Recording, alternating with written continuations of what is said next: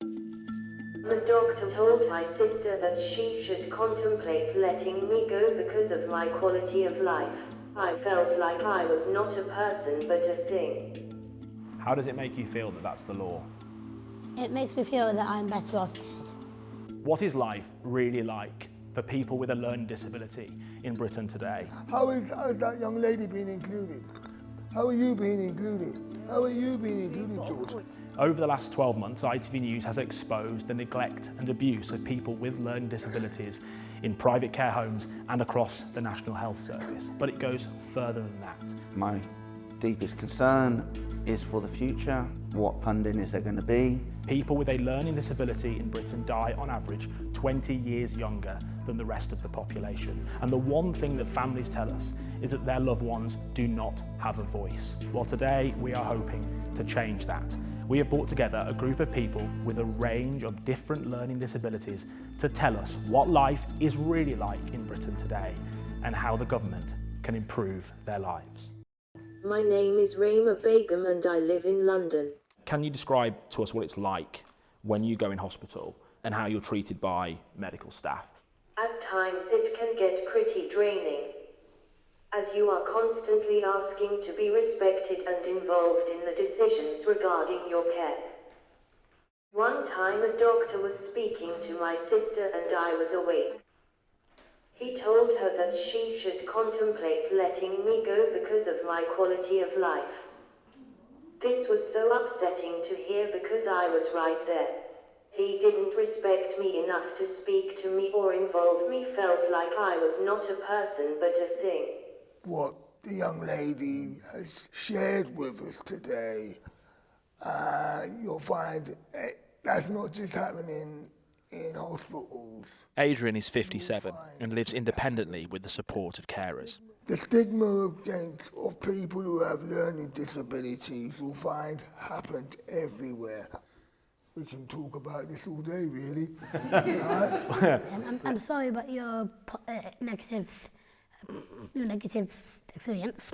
Heidi has Down syndrome and says assumptions are made about what that means.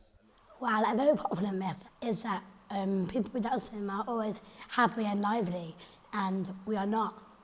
We have the same emotions as anyone else. You used to see me when Liverpool lose or when things change, because I don't like change. And you've campaigned for a change in the law about babies with Down syndrome. Can you tell me a bit about that? Well, at the moment, the law states that a baby with Down syndrome can be aborted up to birth, but a baby without Down syndrome is 24 weeks. So I campaigned tirelessly to get that done. How does it make you feel that that's the law? It makes me feel that I'm better off dead.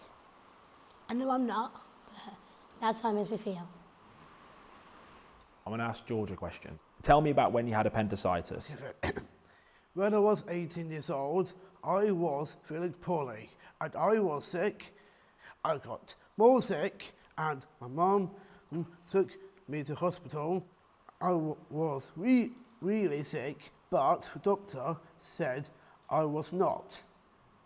I was sad because the doctor did not understand me. It took a really long time for the doctors to understand, and then I had to have an operation to take my appendix out. Aisha is determined to challenge the assumptions made about her disability. I've not just become a mum, but 8 months ago, I have a little boy called Nathan. I work in the theatre. I feel like people want jobs, but they're not given an opportunity. Like, because I've got a learning disability, it takes me a little bit longer to cognate things. Like if you tell me something and I don't understand, I'll be thinking about what does that word mean, and I don't like long words, so like shortened, you know. My deepest concern is for the future. What funding is there going to be? Matt works too, but only with the help from a support worker funded by his local council. But he's recently been told that hours are being cut. The more you do, the less support you get, and no one realises that. The irony being the support you get has allowed you to be more confident, but Yes. the more confident you become, the less support you get. Yes. whatever happens in the budget, we are going to face some big challenges, and if we don't raise concerns that we're raising today, we'll lose bus passes, we'll lose blue badges, we'll lose everything. Gregory is non-verbal. Him and his mum use sign language, but he has 2 jobs in retail and a sorting office, proof, he says, of what can be achieved. I have been bullied, teased and made fun of.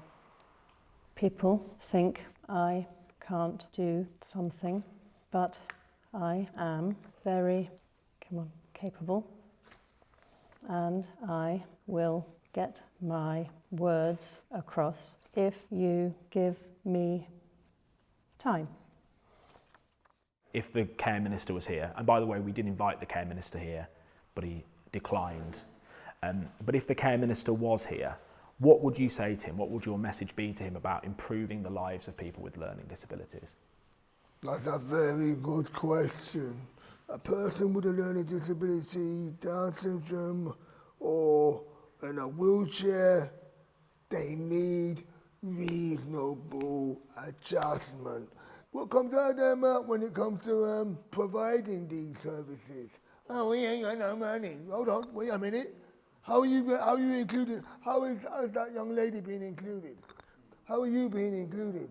How are you being included, George? How are you being included, Gigi? How are you all being included? You're not included. I feel like people with a learning disability are like important as well, because like what happened, before COVID we used to have face-to-face appointments. What's happened to all of that? Everything is all online, and maybe some people can't like use the phone, or they can't, so they want the face-to-face appointments and stuff.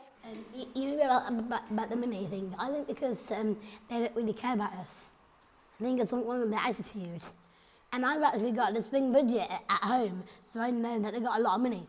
I think because they love their money more than us. Everyone has a voice, including me. We are all different in many ways, but we all want and live for the same thing, which is respect for who we are and understanding. Disabled people are not getting the basic things to live life with dignity. People often think that we lack a quality of life, or even that is impossible / difficult to provide us with one. Everyone is entitled to life and its beauty. It is the government's responsibility and moral duty to honour our basic rights.